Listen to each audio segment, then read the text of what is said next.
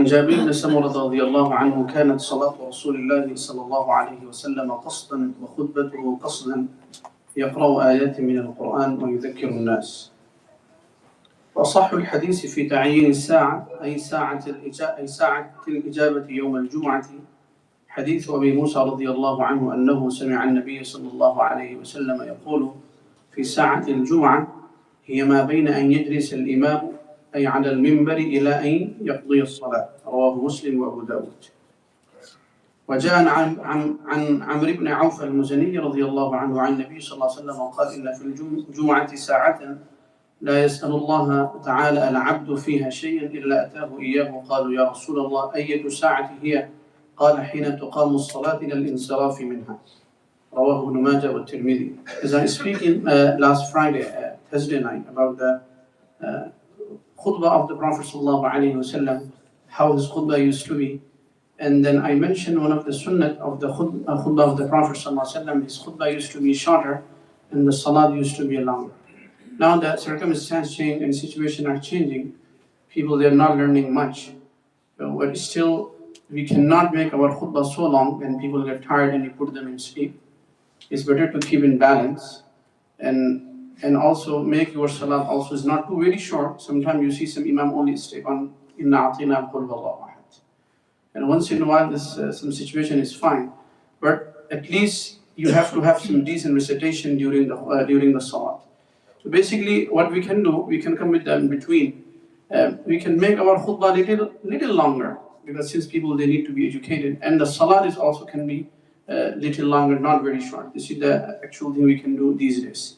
Second thing is, if you look at the khutbah of the Prophet sallallahu alaihi wasallam, there's three types. One is he used to deliver the khutbah at Jum'ah and Eidain, as we know. And the second, he used to also give talk right before the war start. And he used to encourage the army and give some guidelines. Like I have the hadith, the Sahabi says about the Battle of Badr, خرج رسول الله صلى الله عليه وسلم فحرضهم على القتال. In the Battle of Badr, Prophet صلى الله عليه وسلم came out from his tent and he encouraged people on fight, and then after he said, because of the word he used during the khutbah is click my heart. And then after I saw one of the Sahabi, his name is Umayr bin Hammam, when he heard this strong statement in his khutbah, and he threw his date and he jumped and he got martyred. So sometimes speaker, when you come, it's very important who's the speaker in the masjid. It is not like something we can just put anyone. The speaker is the one who is going to guide the community. And sometimes some speaker maybe some information and their information is not very accurate and authentic. And people, they end up following. And that's why, look at what the Sahabi says. He said, the Prophet, I heard this word and this statement, in the khutbah of the Prophet right before the Battle of Badr. وَالَّذِي نَفْسُ مُحَمَّدٍ بِيَدِهِ لَا يُقَاتِلُهُمُ الْيَوْمَ رَجُلٌ فَيُقْتَلْ صَابِرًا مُحْتَسِبًا مُقْبِلًا غَيْرَ مُدْبِرٍ إِلَّا أَدْخَلَهُ اللَّهُ الْجَنَّةِ. The Prophet mentioned during his khutbah, by the swear of the one he have my soul, today is known if anyone will fight, and while he's fighting against the enemy, if he have patience and hope the reward of Allah subhanahu wa ta'ala, and he's keep going forward and he will not leave the battlefield, إِلَّا أَدْخَلَهُ اللَّهُ الْجَنَّةِ, but Allah, he will make him enter to Jannah. When the Sahabi, فَكَانَ لِكَلِمَاتِهِ صَلَّى اللَّهُ عَلَيْهِ وَسَلَّمْ أَقْوَى تَأْثِيرٌ عَلَى نُفُوسِهِمْ. This word is really effective for companions of the Prophet in the Battle of Badr. And then one of the Sahabi, Umayr ibn Hammam, يَسْتَعْجِلُ الْمَوْتِ. When he heard this, he was rushing to die and be killed by the enemy. So sometimes, like I just mentioned last week, إِنَّ مِنَ الْبَيَانِ لَسِحْرًا. Speech, the Prophet ﷺ says, indeed the talk and speech can be the magic. Yeah. And this is the reason the Sahabi, they said the khutbah of the Prophet ﷺ. Second, he used to give khutbahs in emergency situation. As we know the hadith, there is three men came and knocked the door and they asked Sayyidatuna Aisha radiallahu anha, what is the routine of the Prophet ﷺ in the house? And then she mentioned these are the things he does. And then finally everyone saying, oh, I just pray, oh, I never get married, oh, I just fast every day. So the way they were talking, she felt like they are giving their action more valuable than the action of the Prophet. And the Prophet ﷺ came back, and when he heard her statement, And he got very upset and he came out and he called people together in the masjid and he gave a small khutbah. So this is an emergency situation. Or some tribe are visiting and he noticed they look so poor, and emergency fundraising talk, and he used to give some talk. That is also one of them. Second, the third one is at the time of khutbah al-Eidain and Jum'ah, and also at the time when we offer the salat for the seeking rain, salatul istisqa. But as I mentioned, these are the three types of the khutbah the Prophet ﷺ, or speech or talk you can say, he used to deliver in his life. And the fourth one is, which I just mentioned, the longest one is only happened one time, which I just mentioned last week. He started his khutbah right after Fajr, continue right before Dhuhr, and Dhuhr, Asr, Maghrib, until Maghrib. Okay. But if you want to, there is no such a hadith, or even the Sahaba, they combine his khutbah in the book. Some of them they memorize and they share with their students. But one of the khutbah which is heard by so many Sahaba, hundreds of the Sahaba, they heard this khutbah, what was the last sermon which he had given in the last Hajj, it's called Hajjatul Wada'.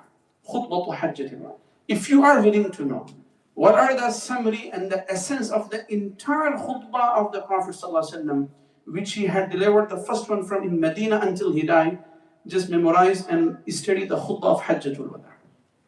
It's a very comprehensive, or you can say the khutbah of Hajjatul Wada', the khutbah which he did and which he had delivered in the last Hajj. It is the essence of entire speeches which he delivered during his life.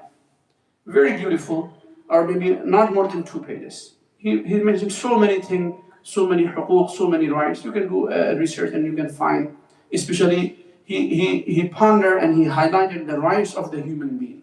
That was a very important lesson. And the second, the rights of the woman in Islam. That was these 2 important points the Prophet ﷺ mentioned in the khutbah of Hajjatul Wada'. Last hadith which I like to just mention, I just mentioned in the beginning, the hadith which I like to share. There is the time in the day of Jum'ah is called Sa'atul Ijaba, the time of acceptance. Scholars have multiple opinions. Which time it could be, you can say, is the time of acceptance of your dua. I share 2 hadiths. The translation of these 2 hadiths, based on this hadith, scholars say this is the most authentic, but they have another opinion as well. The hadith is Asahhul Hadith, one of the most authentic hadiths.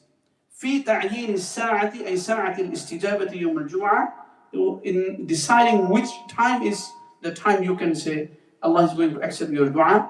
Hadith Abu Musa radiallahu anhu. Abu Musa radiallahu anhu, he's the one, he's narrator of this hadith. He heard Prophet sallallahu alaihi wasallam speaking about this time.